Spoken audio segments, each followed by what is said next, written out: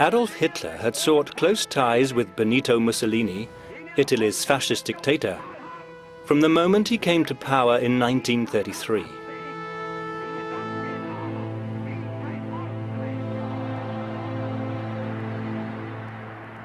Mussolini and Hitler were both obsessed with the desire for empires that would bring glory to their respective countries and to themselves.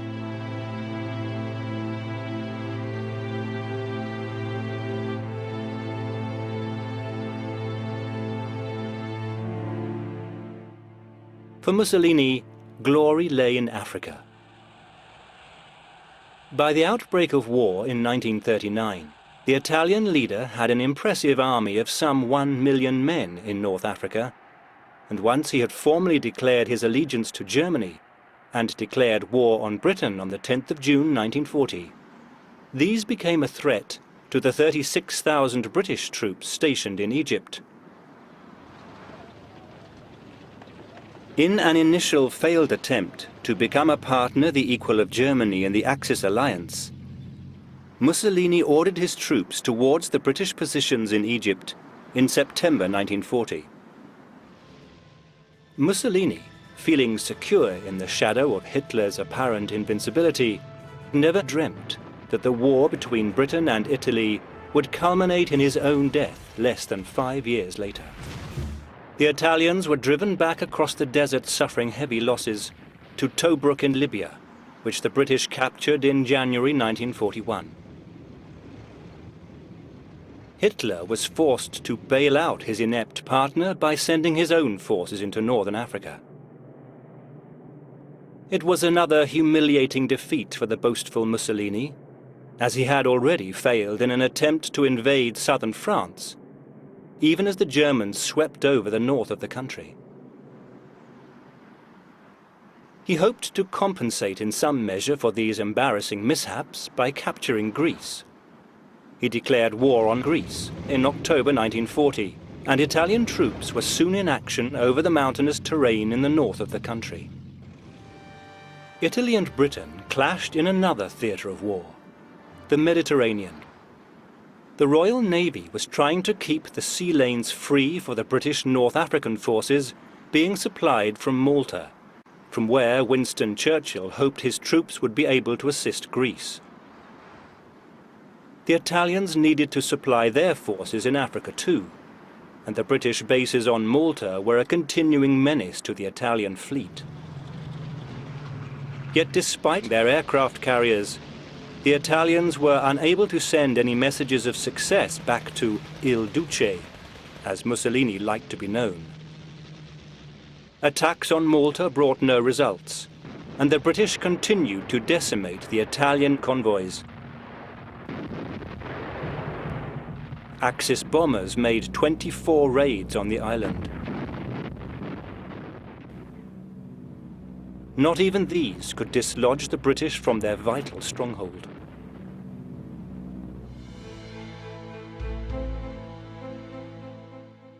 In 1943, an historic meeting took place that was later recognized as a turning point in the war. The Casablanca Conference, which lasted from the 14th to the 24th of January. Winston Churchill and Franklin D. Roosevelt met to discuss the future course of the war effort. Joseph Stalin was unable to attend because the battle for Stalingrad was still in its final weeks, and the war in Russia was at a dangerous point, with Moscow and Leningrad under threat.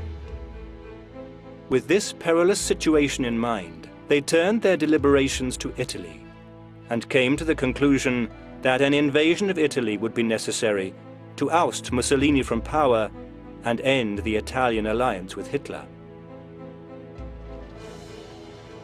The place eventually chosen for the first phase of the invasion was the island of Sicily. After the defeat of the German and Italian armies in North Africa, Italy was the next obvious stopping-off point for the Allies, so it was necessary to keep the Germans in the dark about where any landing might take place. Remarkably, Allied High Command was able to do so.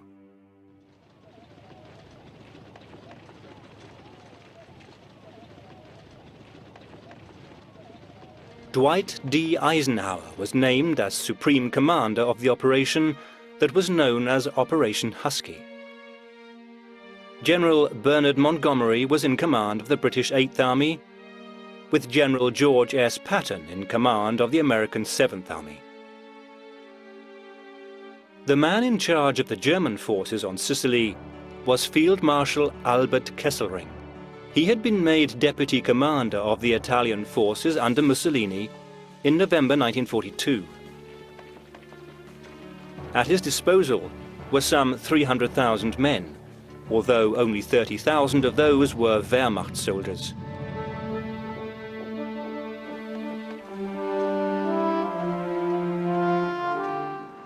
The island of Malta, over which the British had managed to keep control despite constant and merciless attacks by the Germans and Italians, was now the starting point for the Allied convoys. On the 9th of July 1943, 2,590 ships set their course for Sicily, in one of the largest combined operations of the war. Far from being an easy victory, the fighting would last for 38 days. The next day, the 10th of July, the British 8th Army was on the Sicilian beaches at 5 landing points, with the American 7th Army attacking on 3. They were the first of over 500,000 men that would arrive on the island within the next month. Heavy naval fire was especially effective in protecting the landings, whilst overhead, paratroopers and gliders were moving inland.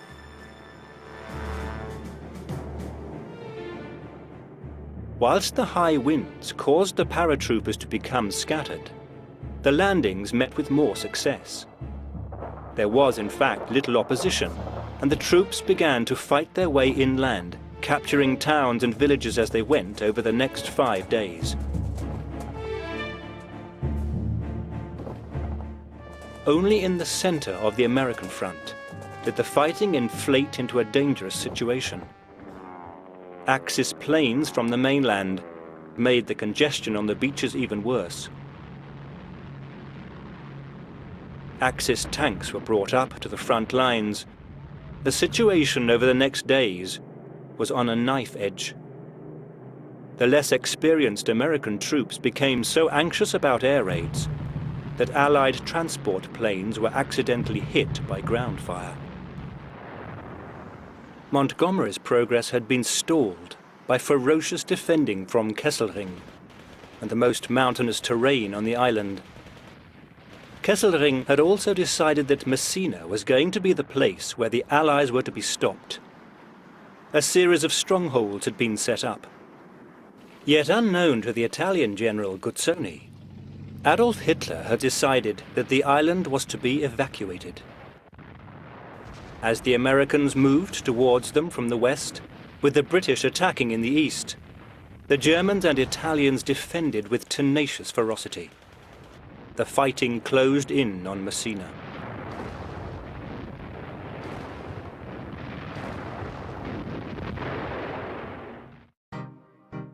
It had been hoped in London and New York that the Italian campaign would cause the Italians to rise up against Mussolini.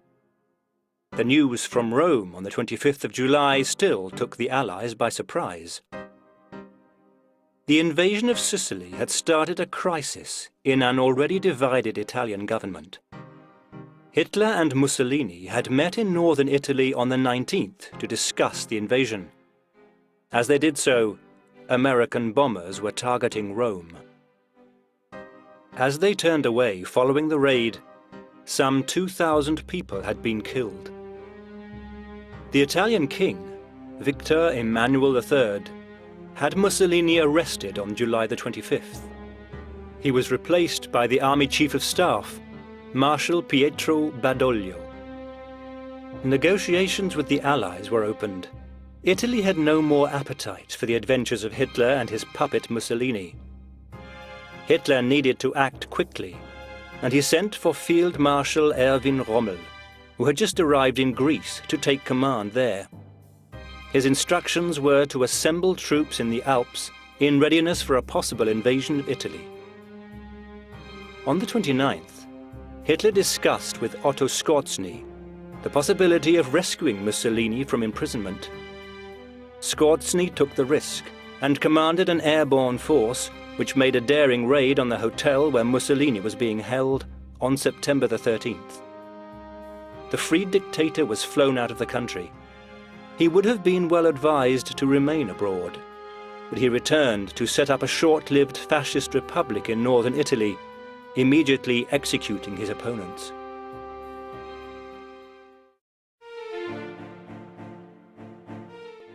The order for the German invasion of northern Italy was given by Rommel on the 30th. The Italians, still on the side of the Axis, were infuriated, but fobbed off with excuses. As August rolled into September, Rommel had established 8 German divisions inside Italy.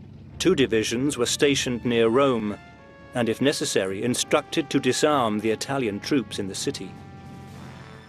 The mountainous nature of much of Italy proved to be a greater problem for the Allies than anticipated. Dissected by rivers, it was ideal country for defense. The Germans knew perfectly how to make the best of the advantages they held in the rugged hilltops. The advancing British and American troops were made to pay the price for invasion with every step they made, something the Americans had always feared. The German build-up from the north of Italy continued, with crack SS Panzer units being ordered there from Russia, whilst the Allies planned and prepared before embarking on the invasion of the Italian mainland. The new Italian government finally concluded an armistice with the Allies on September the 3rd. It was kept secret until the principal invasion forces had landed on the Italian mainland. The operation was scheduled for September the 8th. On the same day the armistice was signed, Montgomery's 8th Army was crossing the Straits of Messina. They encountered practically no resistance either then or in the days that followed.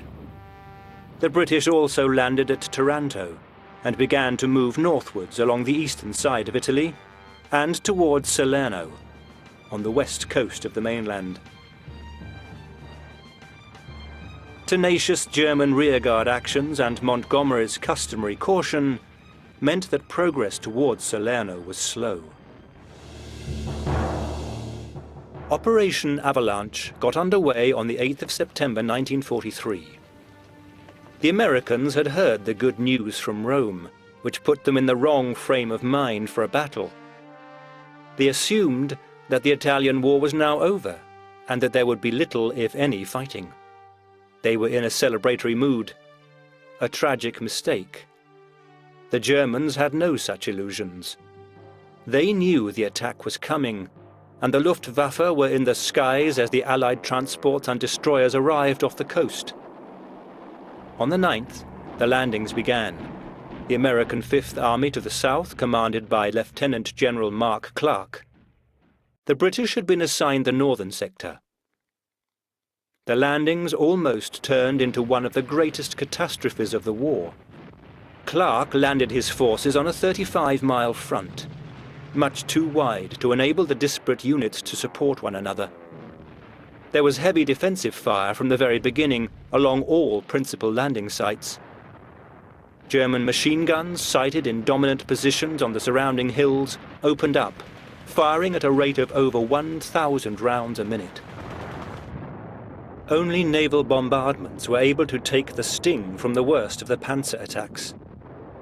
Nonetheless, by the end of the day, the Allies had not been able to close a 7-mile gap between their sectors, and many objectives had not been captured. In contrast, the 10th of September was quieter on the American beaches.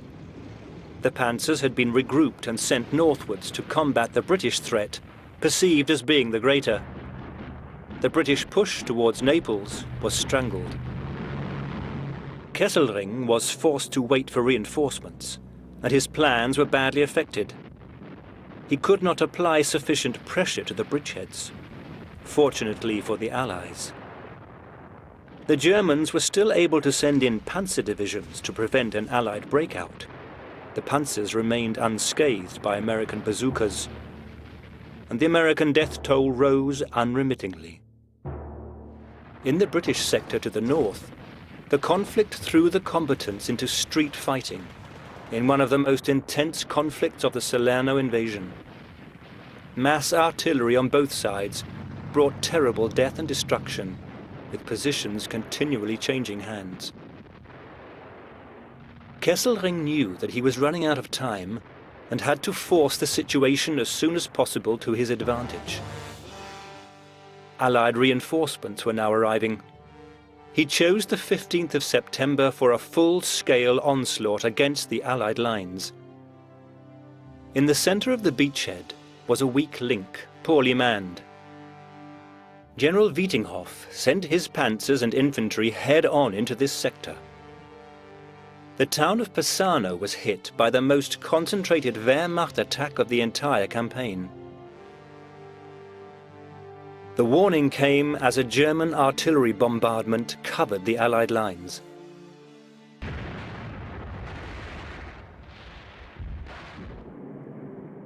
Clark had ordered in over 2,000 paratroopers, who now dropped into the battle areas and went straight into action, giving renewed vigor to the Allied effort.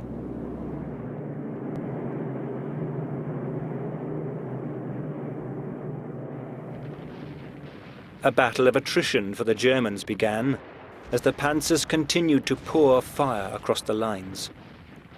Even so, at one stage the outcome was so unsure that General Clark drew up plans for an evacuation of the beaches. But as so often, naval ships with their devastating firepower turned the tide in the Allies' favor. The Allies began to turn up the pressure on the German troops.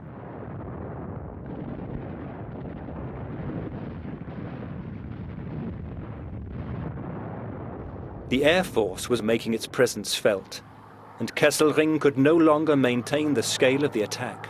The Wehrmacht was sustaining heavy losses.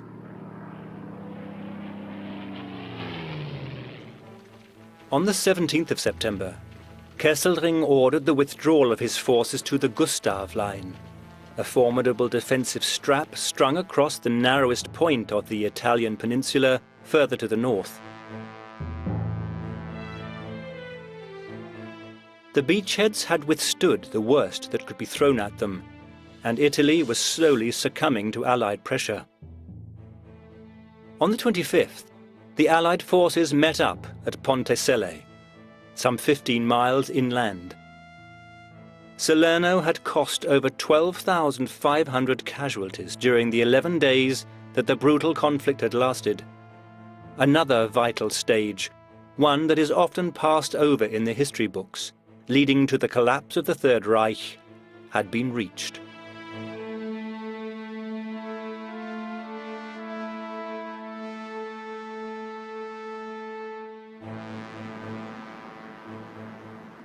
By October, 190,000 Allied troops had been landed on the Salerno beaches. On October the 1st, the British had finally entered Naples and brought it under Allied control. They were confronted with a port town wrecked by the Germans. The destruction of Italy was to become even more terrible in the coming months.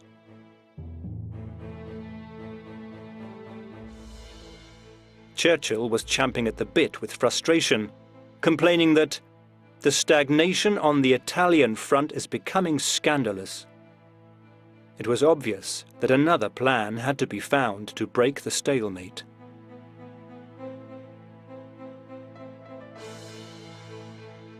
When Rommel was withdrawn, Kesselring was appointed as commander of all forces in Italy on the 21st of November.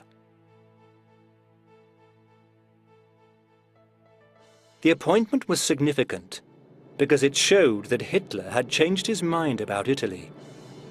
He had thought that a withdrawal to the north would be necessary after Salerno. But the increasingly stuttering nature of the Allied advance gave him new hope that he could hold off their attacks with a prolonged defense. Kesselring determined to hold the Gustav Line for at least 6 months. He was as good as his word. Hitler then promptly pulled the rug from under Kesselring by assigning 4 of the best divisions to the Russian front. The replacements were 3 depleted divisions badly in need of recuperation.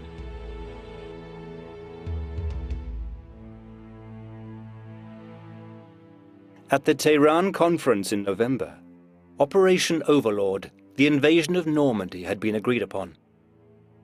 Italy became very much a secondary consideration, and it was not envisaged that the Balkans should be invaded after the German forces in Italy had been subdued. A front line from Pisa to Rimini was the farthest north that the Allied forces were to advance.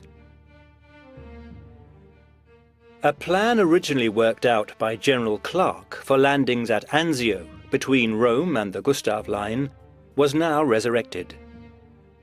Eisenhower had always been reluctant to deploy his troops in Italy, but his attention was on the invasion planned in June on the Normandy beaches.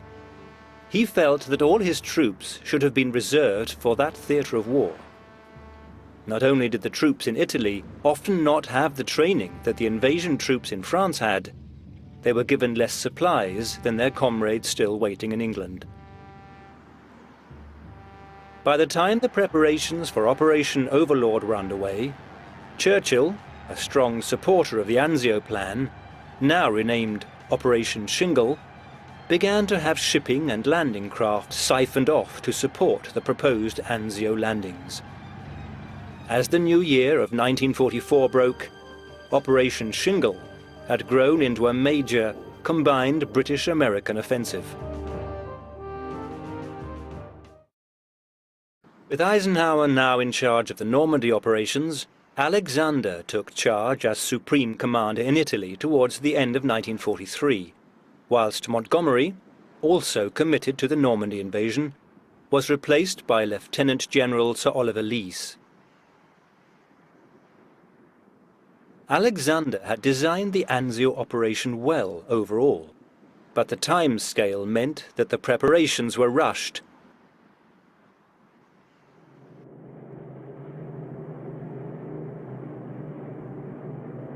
On the night of January the 17th to the 18th, 1944, the landings were underway.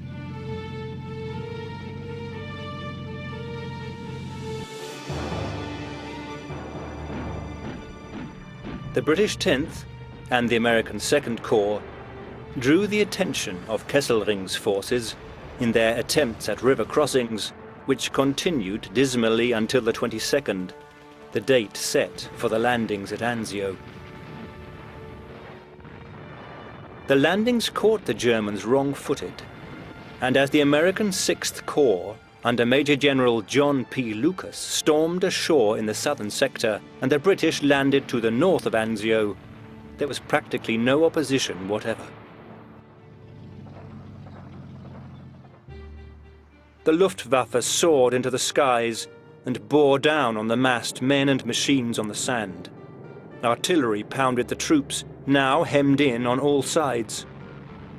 The enormous 250mm railway gun, nicknamed Anzio Annie, headed the list of a variety of weaponry brought in to blast the trapped Allies. The fact that only 6 men from 2 American battalions survived the first day indicates the intensity of the inferno.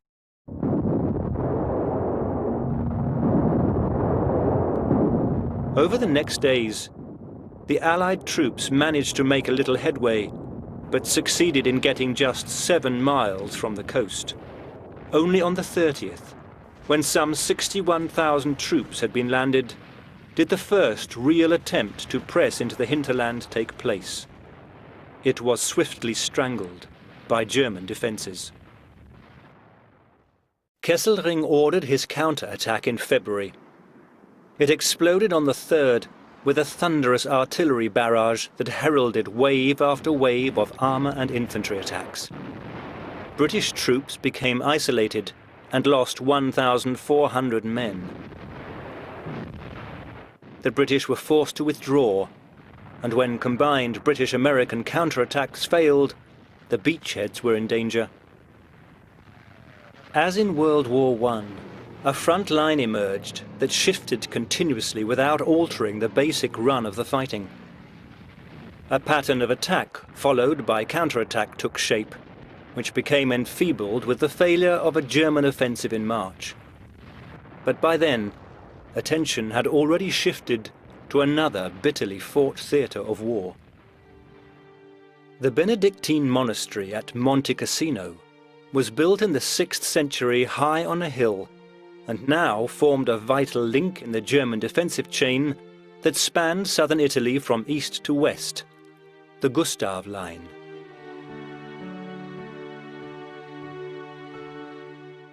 It stood as a fortress between the Allies and the Italian capital. Once Rome fell, the rest of Italy would follow suit. The plan to take the stronghold went spectacularly awry, leaving a legacy of appalling death and destruction. Battles raged from January until May 1944. Only then was the ruin of a once proud building in Allied hands.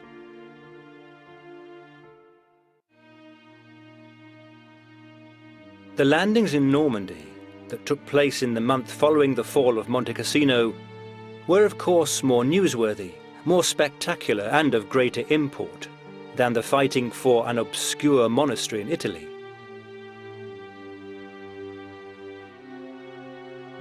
Monte Cassino, just as Salerno and Anzio, became a forgotten battlefield. The agony endured, overshadowed by the events in the north. Around Monte Cassino were strong German defensive lines. The British 8th Army had approached the Gustav Line from the east, with soldiers from Britain, Poland, and many Commonwealth countries. The American 5th Army was to the west of Monte Cassino. The men were to fight and die side by side.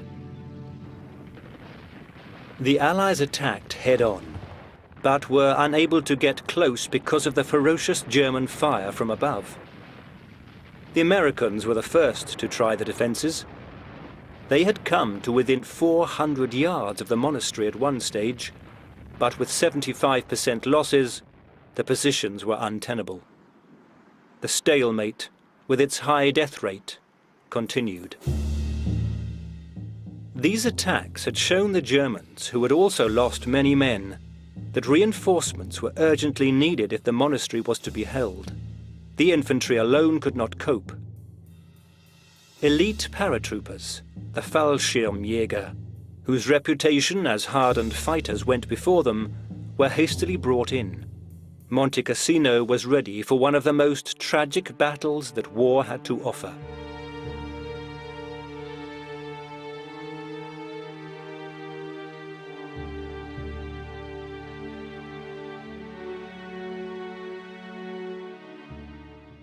Neither the Germans nor the Allied troops were prepared to give up 1 centimetre of ground. Another war of attrition developed. There was hardly time to mourn lost comrades. The corpses of both sides had to be buried quickly. They were a hazard to the defenders and the attackers. High up on the hill, the German observers were able to guide the artillery shells almost to the centimetre, down onto Allied troops spread over the plains below them. The shelling was constant, the dead were repeatedly hit. Allied shelling into the hill was equally as deadly. To move at all was to dice with death.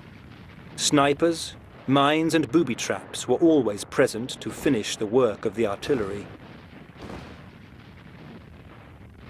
By February 1944, the Allies had got nowhere.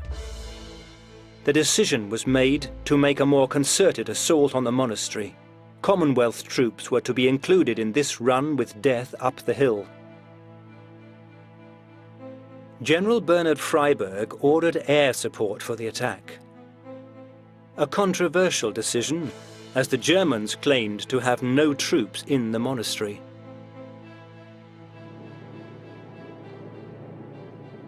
On the 15th of February, the bombers were in the skies flying from the south.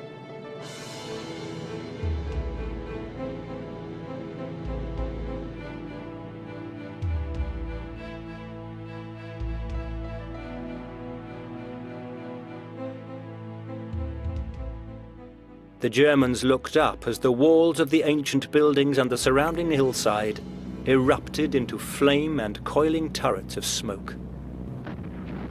450 tons of bombs fell onto the monastery from 229 bombers. Now the Germans had no reason to remain outside the ruins. Smashed walls provided ideal cover for the defenders, who were quick to take advantage. They scrambled into positions in the rubble and waited. The Allied commanders had assumed that once the bombardment had finished, the battle would be over too. A tragic error. The bombing, far from helping them, had worked against them. When the infantry began their assaults the following day, they ran into certain death.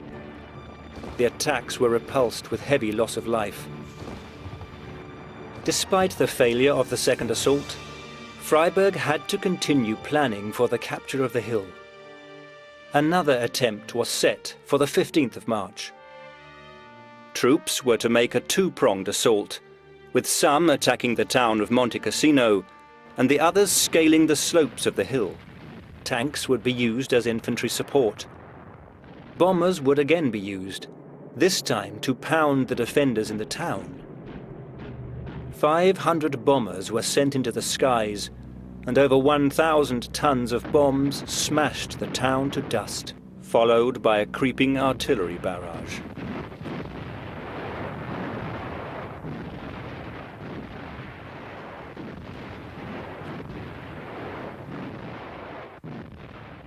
As the dust began to settle over the ruins in the town, it was clear that the bombing had again achieved nothing. The German paratroops took up positions in the craters and rubble and waited for the Allied infantry to come in. The German machine guns opened up with support from the troops on the hill. A terrible battle at close quarters developed, in which the Germans had the advantage. The struggle went on throughout March, without regard to the losses which inexorably mounted towards the 4,000 mark.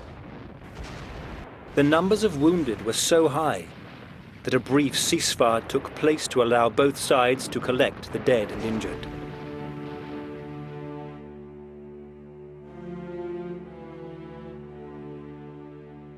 By the 24th of March, it was clear that the assault had little chance of success. The losses were becoming inexcusable, and General Freiburg was forced to call off this third assault. Only parts of the town were in Allied hands, as was a ridge halfway between the town and the monastery. The monastery itself seemed as far from capture as ever, despite the Allied shelling. The German guns, with mortars and Nebelwerfer, were lashing troops exposed on the hillside and plain as heavily as ever, smashing the corpses and hurling them through the air. As in France in the First World War, the front line in Italy in 1944 had become immobilized. A new initiative was urgently needed to find a way through the defenses, and it was provided by General Harold Alexander. British 8th Army troops had been positioned at the western wing of the Gustav Line. In secret, they were transferred to the east. The lethal job of storming the monastery fell to the Polish troops. Throughout April, the build-up continued, as Alexander waited for the weather to improve. The Allies would advance along a 20-mile corridor between the coast and the mountain range. Almost in the middle of the line of advance was the monastery at Monte Cassino.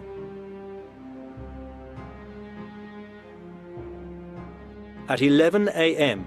on May the 11th, 1944, 1,600 Allied artillery guns began to shell the Germans.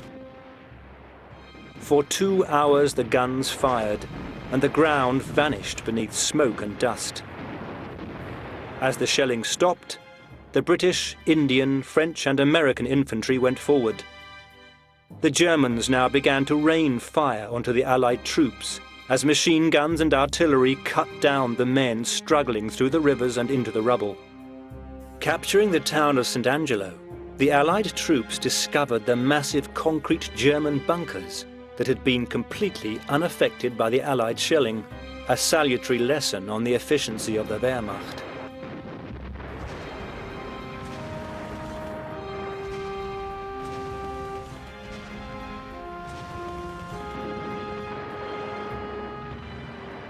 Despite the merciless fire descending on them, the Polish were finally making headway in their fight up towards the monastery, and the French forces on the plain below were also able to make good headway.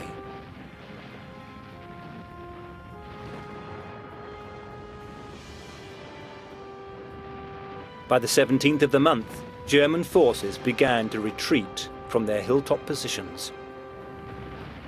As the British also began to make greater advances along the valley, the monastery could no longer be held, and the order to withdraw was issued. The Gustav line finally collapsed. But the order for withdrawal came too late for many of the defenders.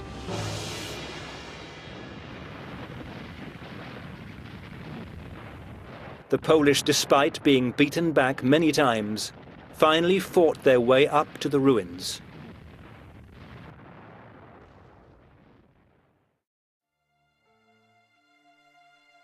For the remaining German soldiers, the war was over.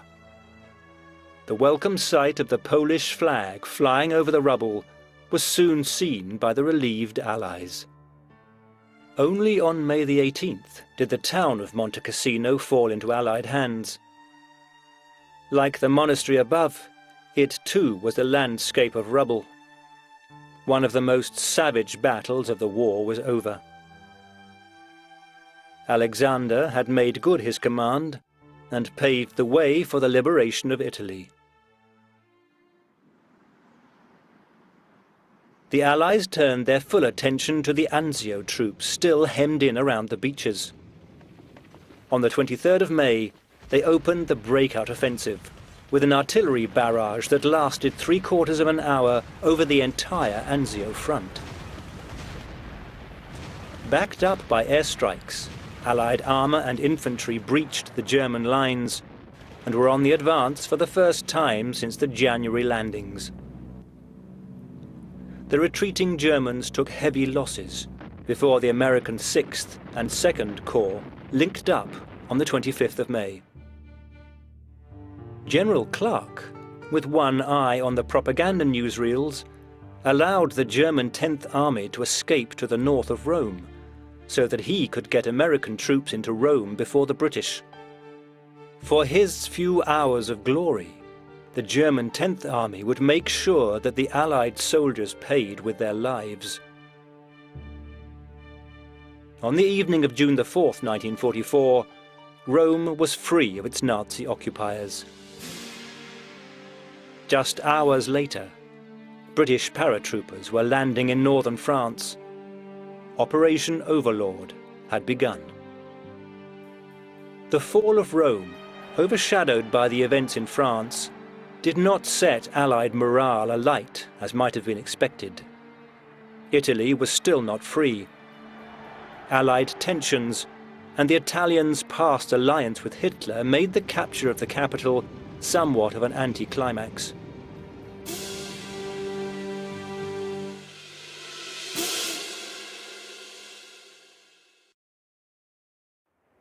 The bitter fighting continued as before, with the Germans not conceding an inch until forced. They only fell back to the Trasimeno line just north of Perugia on the 22nd of June. By mid-August, Kesselring had reformed his defences along the Gothic line, 150 miles north of the capital. It stretched from the coast near Masso in the west to Pesaro in the east. Organised in 1943, it was inadequately reinforced, which was why the Germans had been so keen to halt the Allied advance further south. As the Allies approached, feverish work began to strengthen the 200-mile-long line. Anti-tank guns and mortars were supported by some 2,500 machine gun nests set up in the elevated areas. Artillery was brought in, and the defences reached a depth of 10 to 12 miles by August. The Germans' last stand in Italy was going to be as bloody as any that had gone before.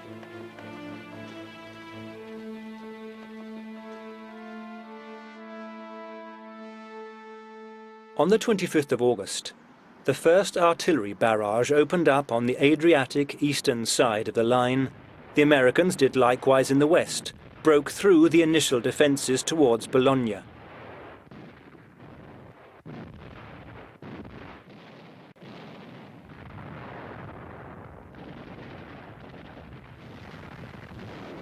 Throughout September, German actions could not prevent the Allied troops gaining further ground on their thrust north.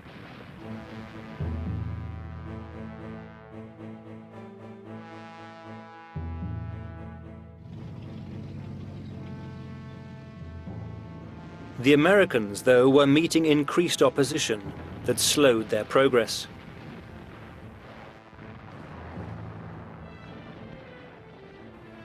Losses were creeping up, and 6 Allied divisions had been withdrawn from Italy to take part in the invasion of southern France, Operation Anvil, with landings on the beaches there.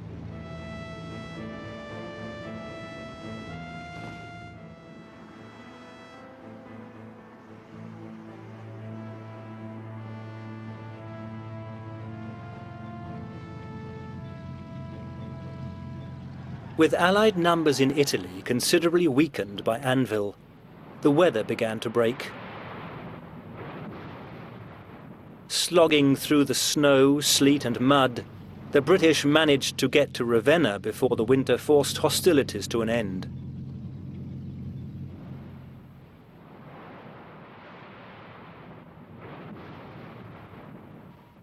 German-Italian forces had made life difficult for the Americans briefly, but new Allied troops were arriving to bolster the final push through the northern Italian plains. Fate now took a hand in the Allies' favour. Kesselring was injured in a car accident and left for Germany.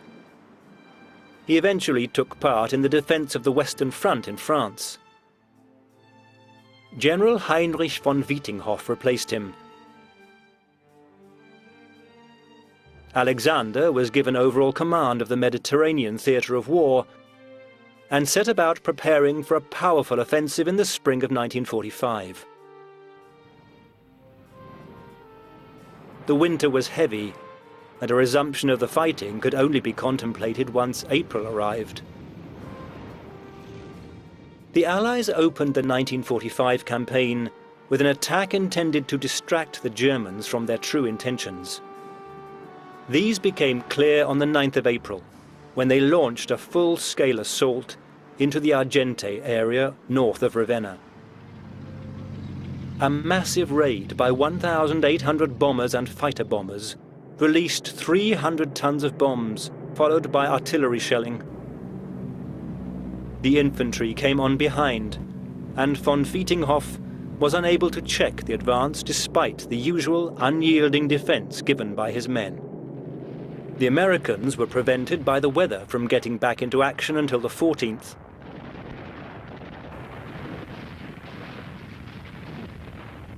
By the 19th, the first of their exploitation forces were entering the plains of the Po. Wietinghoff realized that he had no hope of holding the lines.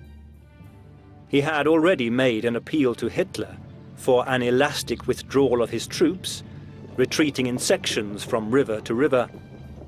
His request was refused.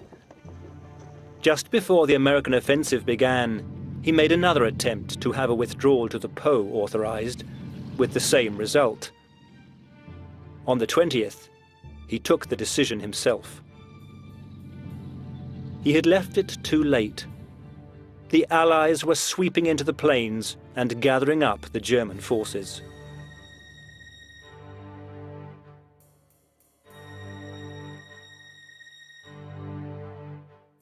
Italian partisans increased their activity, and fate gave them the prize they most desired. Mussolini, dressed in a German overcoat, was trying to escape by car to Germany. A band of partisans stopped the car near Lake Como and hauled him and his mistress out. He was executed. It was April the 28th, 1945.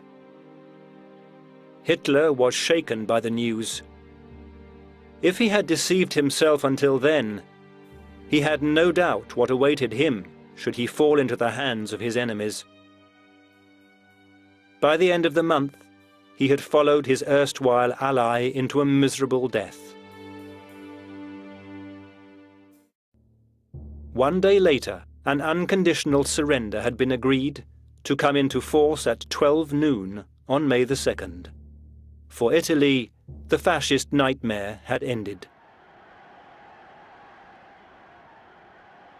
The Italian victory may not have enjoyed the kudos lent to other theatres of war, and the battles lost their grim outlines as the great joy at the war's ending unfolded.